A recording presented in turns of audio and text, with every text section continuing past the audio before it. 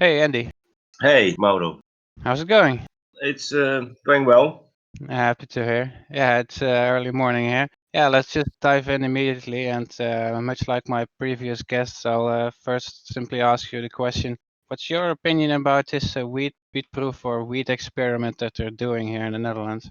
Well, as most of the people already mentioned, it's already failing in many points of view, in my opinion, as something like test should be covering more, wider approach of cannabis products, which in this case is focusing only on flowers. And honestly, to have enough offer for the Dutch demand, I'm having my doubts that's going to be enough. Well, as they have a limited number of producers, or they think that they can produce enough, I think that's a big mistake. And as well, that's people simply don't use only flowers nowadays in cannabis to vape or to smoke. There is a wide aspect of cannabis nowadays and products. We have seen that developed in past 20, 25 years. So we have edibles, we have oils, we have hash, we have extracts, we have many types of end products of cannabis. So in my opinion, this weed proof it's a big fail. Yeah, it's indeed one of the problems that trying to make them aware of it, but it really looks like if they continue with the plans that they have right now, that they will not include hash oil indeed and not include edibles like we would like it to be.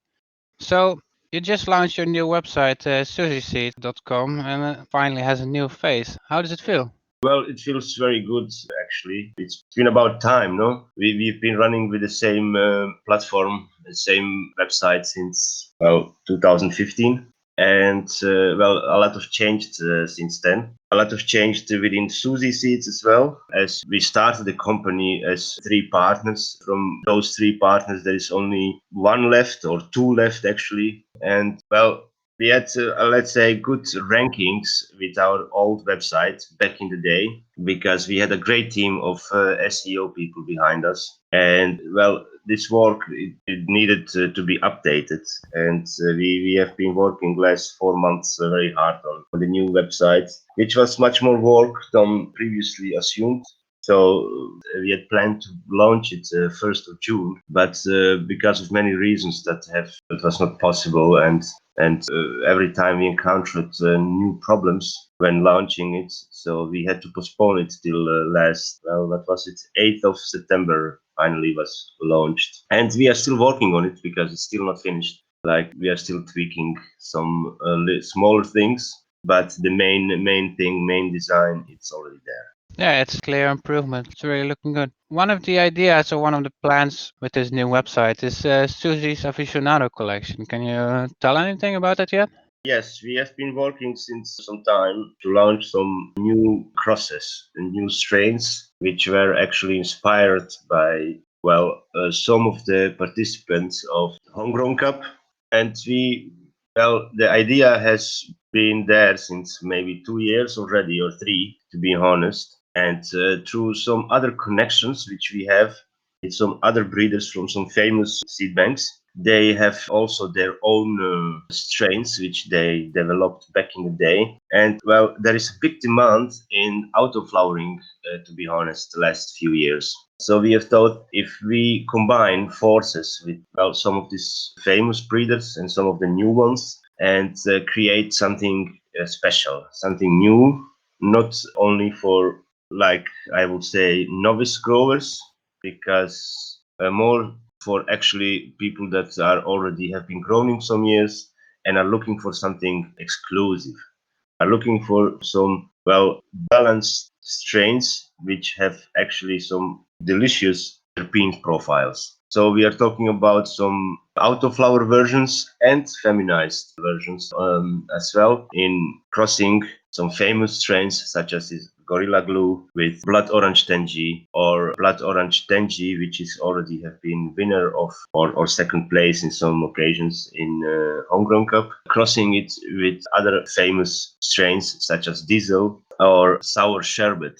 We have been stabilizing those for last year and a half. Now we are running some tests, And if everything goes well, from next week we will also have them available, but for now just for testing as well. And we have also some lines of OG number 18, which will have some exclusive autoflower versions on our website under the sub-label of Suzy's Aficionado collection. The idea is to have a sub-label as part of Suzy, but as you have noticed, maybe if you have visited our website, there is already another approach to it with slightly different logo and packaging as well. It will be different.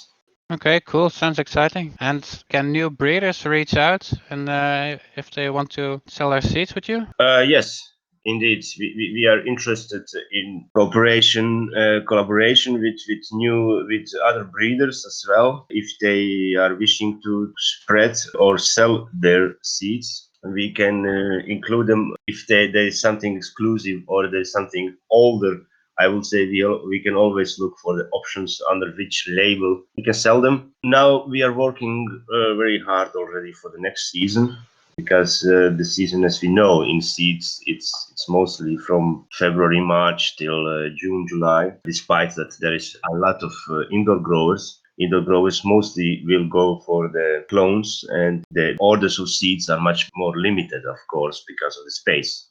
Eventually, that's all logical. So we are wanted to try many things out before the winter to have it all ready for the next spring.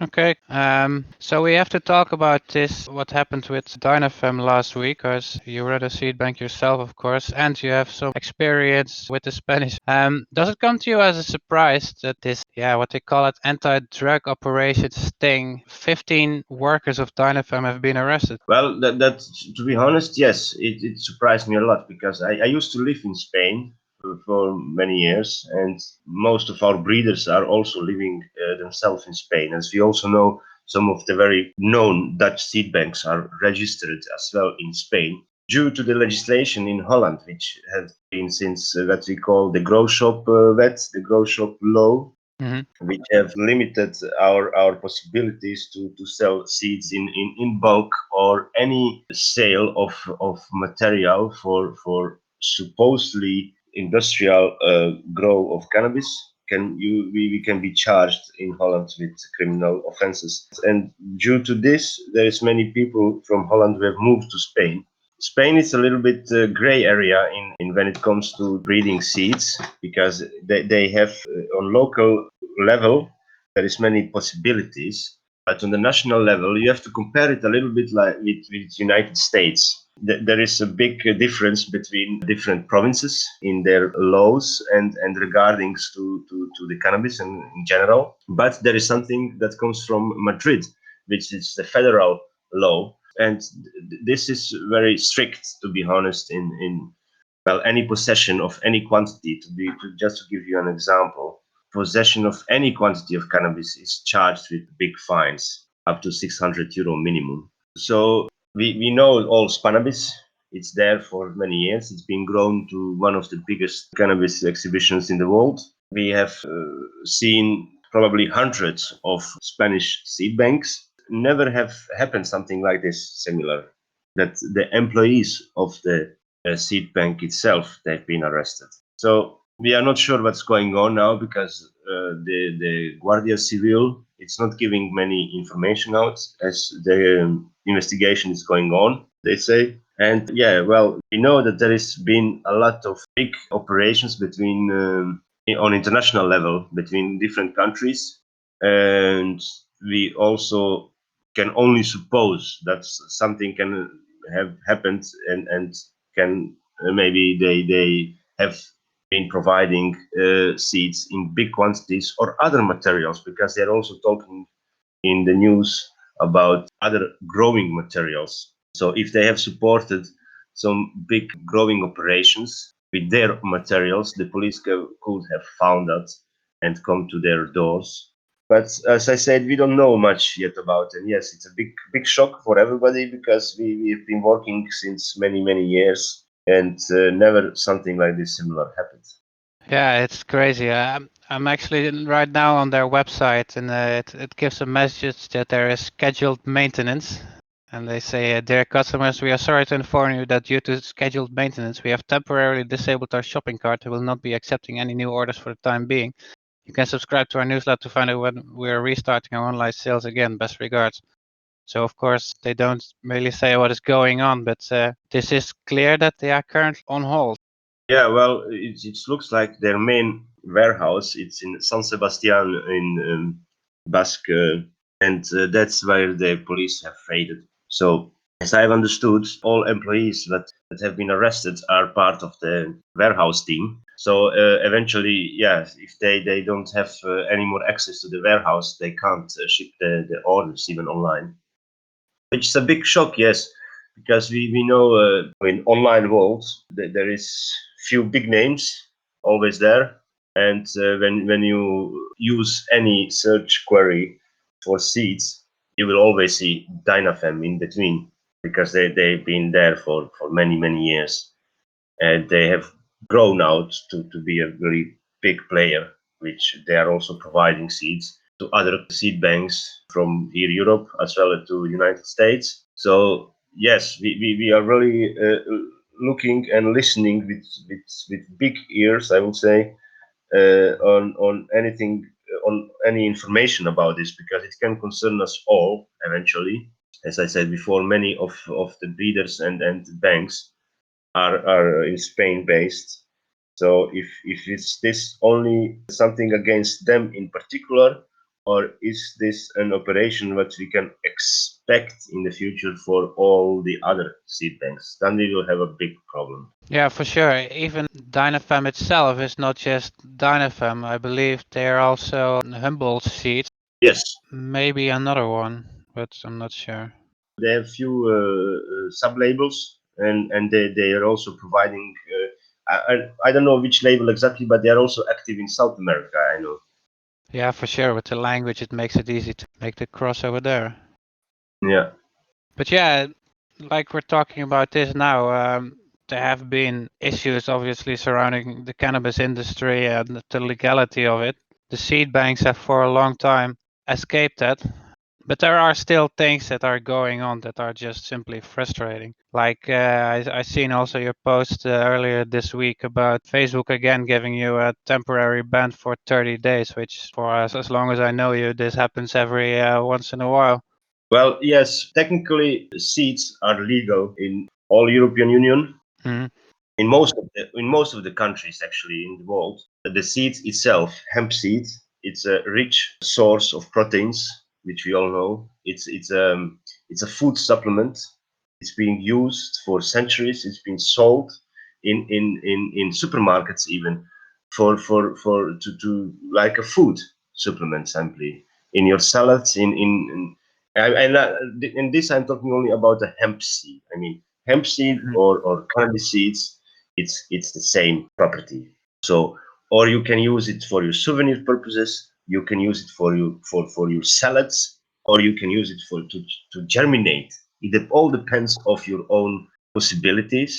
And some countries, it's most of the countries, it's even legal to germinate the seed, and only becomes illegal when it starts flowering if it's a female. So if you have a male plant without flowers, basically, you're not doing nothing illegal, and so on and so on. So that's the same. And under this, we have always have sold our seeds with warnings that people should check their own laws in regarding to the seeds and growing them as well. Mhm. And what's concerning, well, and despite all this, that's why I'm really having hard time to believe that's only about seeds, but they have been raided in Spain, Dynafem. That's more about other things as well. So we really don't know which other activities they have been also supporting or doing. But I have my doubt that's only about seeds. And if that concerns, well, Facebook, well, it's called my attention because we have our account since 2013. We've been posting growers' experiences, been running even photos contests from our customers with their outdoor growns every year almost. We have never saw such a censorship like we see it now in 2020. To be honest, I see the big change since COVID-19 pandemic in regards of all information that's being spread and under the so-called control of fake news and also control of any news, basically of any information that's being shared. They have their own automatized bots on Facebook which are checking every post before it's posted there. And well, it's been really sad that you have an account and you are not doing nothing illegal because, like I said before, seeds, it's not illegal. We are not supporting any illegal activities. We are not supporting any violence. We are not spreading any hate. We are not, and still our post with just a picture of a flower and a link about the information about the flower, it's being considering against their guidelines. And without pre-warning, your account just got blocked for 30 days. And with another threat that if you break their guidelines again, or that your page will be even deleted.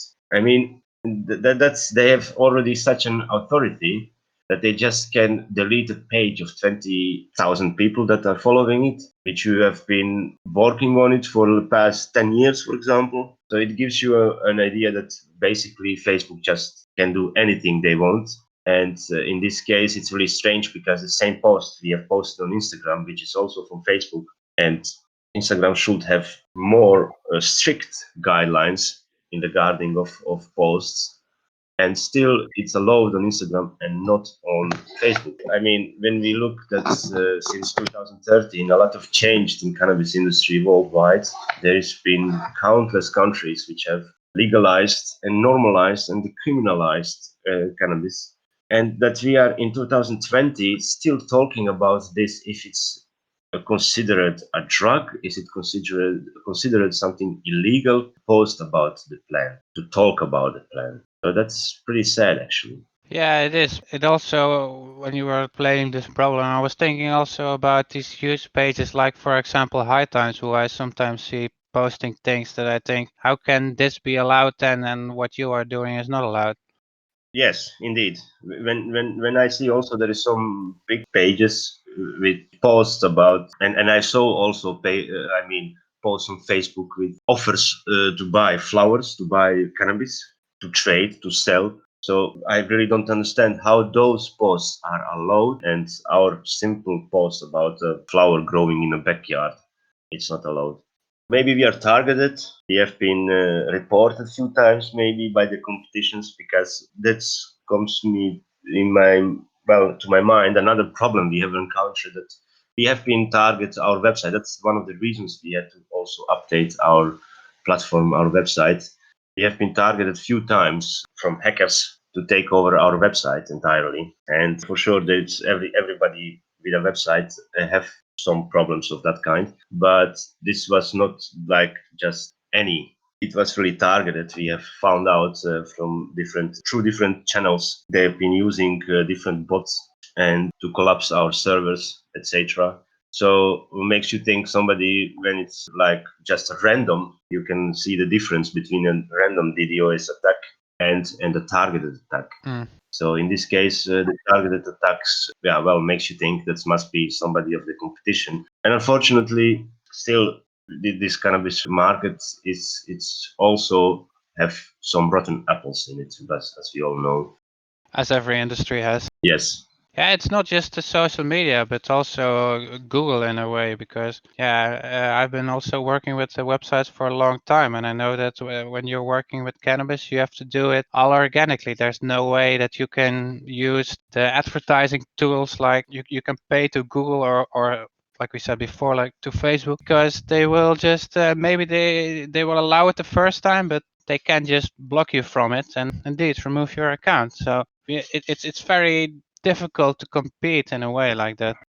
Yes, it's getting harder and harder because, from the beginning, it was basically not possible to buy any advertisements as a cannabis related product on any online platform. But we have managed through the organic traffic to have some authority, and that's the only way. But also, everybody knows that. So everybody has been doing a lot of spamming in the past. So, like we all know that Google doesn't like spamming, and in the way that you also they have cleaned a lot since last year in May. There's been a core update of Google algorithms, which they have cleaned most of these spammy websites with a lot of links, because people should just or could just buy links basically with their website on other so-called websites, which was not providing any content, only links to certain web shops. And well, Google have cleaned up that, which is, well, for us, to be honest, also good,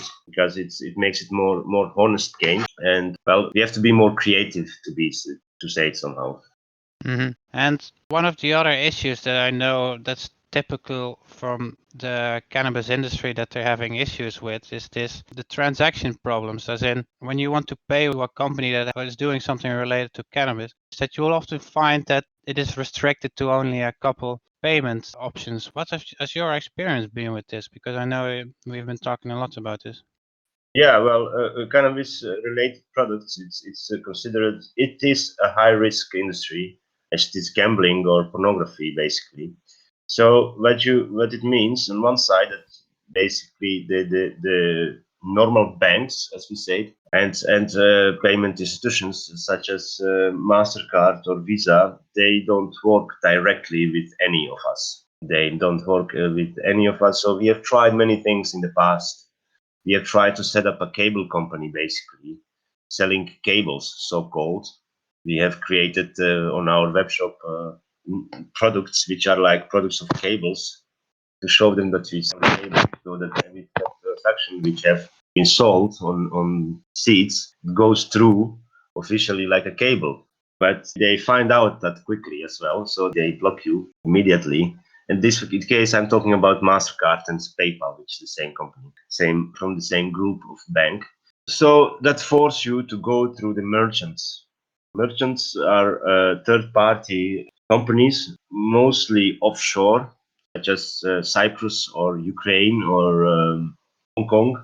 They work with the bank, with their local banks, and then they have contact connection with those credit cards provider payments. So that's how most of our competitors are working with. It's through other merchants if they have the credit card payment options. And the credit card payment options, it's a must in most of the cases, especially as we know that, well, in Europe, it's not a big deal because we have SEPA and IBAN. It's a payment service within Europe, which is for free and which is fast nowadays.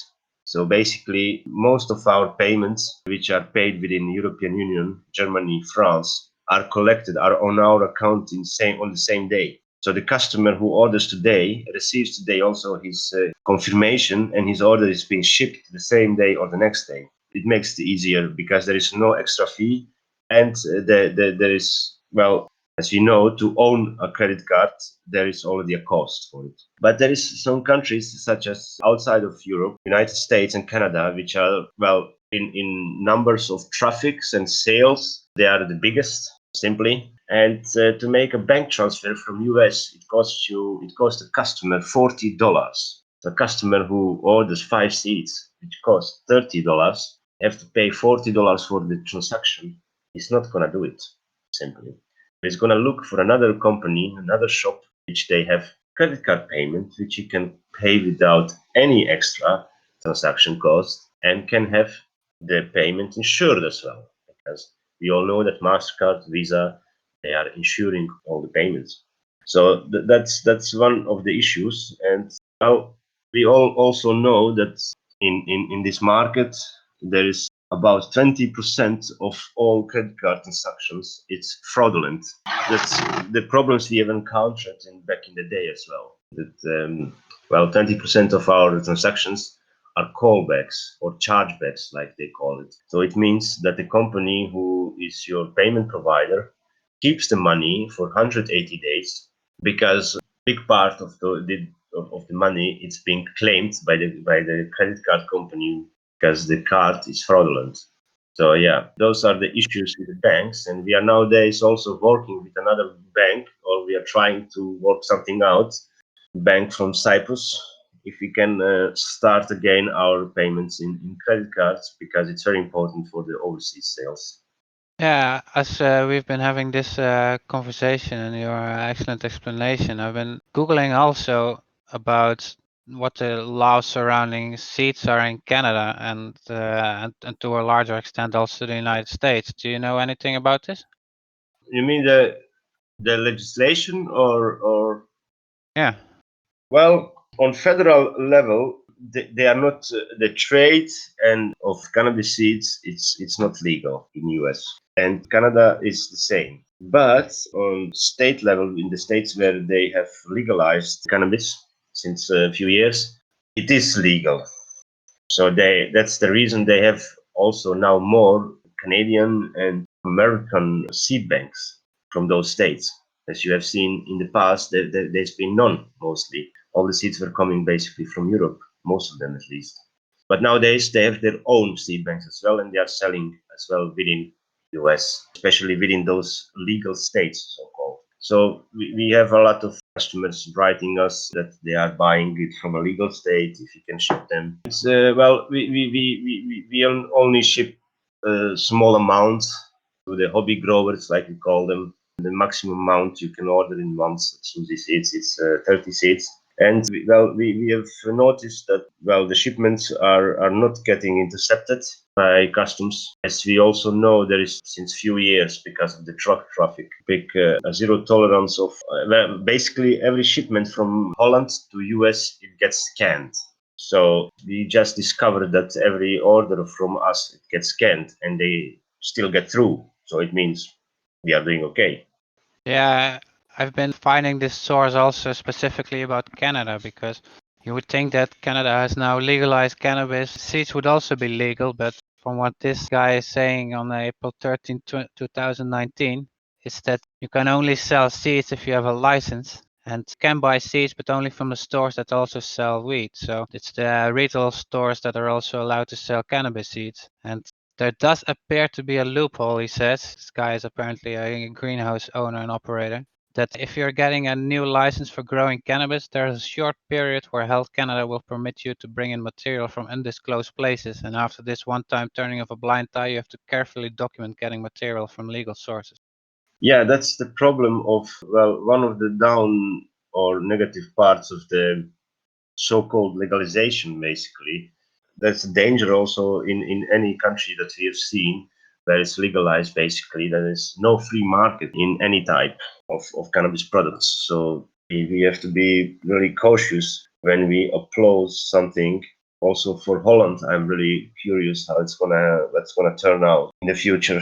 Yeah, for sure. It also with this weed experiment, still unknown where they are going to get their plants and their genetics from. Are they going to be allowed to just buy seeds from legal cannabis seed companies or not? And obviously they will not be allowed to bring in mother plants or cuttings from illegal growth into the weed experiment. So yes, it is already a weird situation, but it's only going to get even more weird, I believe.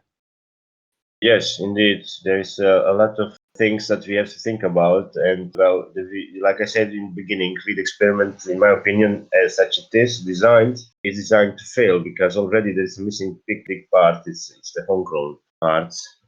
In my opinion, everybody should have right to grow at least his own plants according to the space they have, they own, and the number can be determined to 4, 5, 6 plants, depending. But that should be basic right of everybody. Yeah, for sure. It's one of the common misconceptions about the Dutch drug policy that we are allowed to grow cannabis plants. The only real thing that is there is that there's a police guideline that says that up to 5 plants, so not including 5 plants, so up to 5 actually means 4, that's up to 5 plants, they will not prosecute you when they find the plants. However, that does not take into account that when you are living in social housing, that you will get punished twice if they will find it, because in their contract you sign it always says you cannot grow cannabis whether inside or outside, and we can kick you out. And this causes for many people to get kicked out of their house. It usually happens after an anonymous tip from a neighbor that